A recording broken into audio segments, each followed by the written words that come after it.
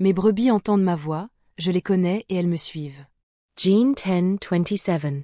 As-tu déjà ouvert ta Bible avec l'espoir secret que Dieu te parle, puis refermé le livre avec le sentiment qu'il n'a rien dit? Aucun mot, aucune direction, aucune lumière. Beaucoup de croyants vivent cette frustration. Ils lisent fidèlement, mais leur cœur reste vide. Pourtant, la Bible n'a jamais cessé d'être vivante. Si tu écoutes ce message aujourd'hui, ce n'est pas un hasard. Dieu veut t'apprendre à écouter autrement. La Bible n'est pas un simple livre religieux, ni un recueil d'histoires anciennes. Elle est la parole de Dieu, un souffle vivant, une voix qui traverse les siècles. Mais cette voix ne se perçoit pas avec l'agitation, ni avec l'orgueil, ni avec la simple intelligence. Elle se révèle à ceux qui s'approchent avec un cœur humble, attentif et disposé à obéir.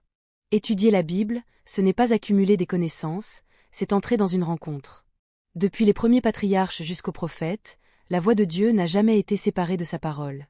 Lorsque Moïse reçoit la loi, ce n'est pas seulement une écriture sur la pierre, c'est une révélation vivante.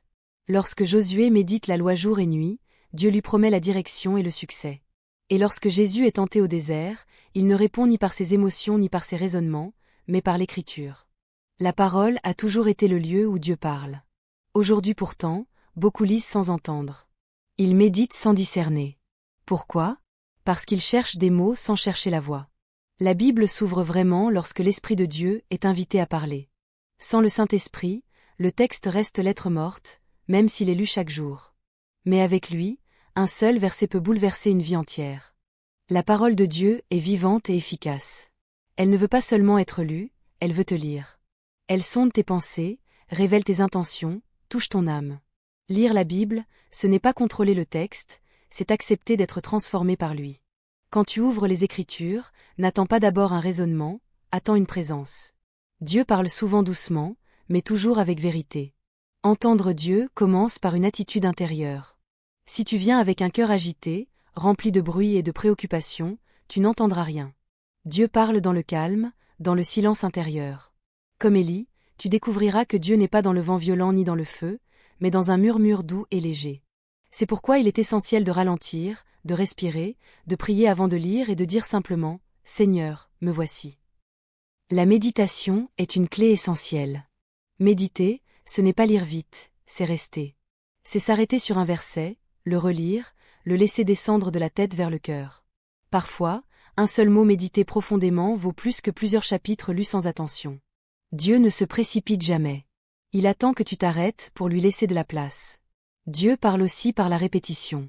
Si un verset revient sans cesse dans ta lecture, ce n'est pas un hasard. Ce n'est pas une redite, c'est une insistance divine. Dieu répète ce que ton cœur n'a pas encore intégré. Il ne cherche pas à décorer ta foi, mais à la former. Ne méprise jamais un verset que tu connais déjà. Il peut contenir une révélation nouvelle pour ta saison actuelle. La voix de Dieu ne flatte jamais l'ego. Elle corrige, elle aligne, elle purifie. La Bible est une épée spirituelle. Elle tranche pour guérir, elle blesse pour restaurer. Si tu lis la parole sans jamais être dérangé, pose-toi la question de ton ouverture intérieure. Dieu parle pour transformer, pas seulement pour encourager. Dieu parle aussi par le silence. Parfois, tu liras sans rien ressentir, sans entendre de direction claire. Cela ne signifie pas que Dieu est absent. Le silence est une école. Il forme la patience, l'humilité et la foi. Dans ce silence, Dieu travaille ton cœur plus profondément que par des mots. Apprends à rester, même quand tu ne comprends pas. La voix de Dieu est toujours alignée avec l'ensemble de la Bible et avec la croix de Christ.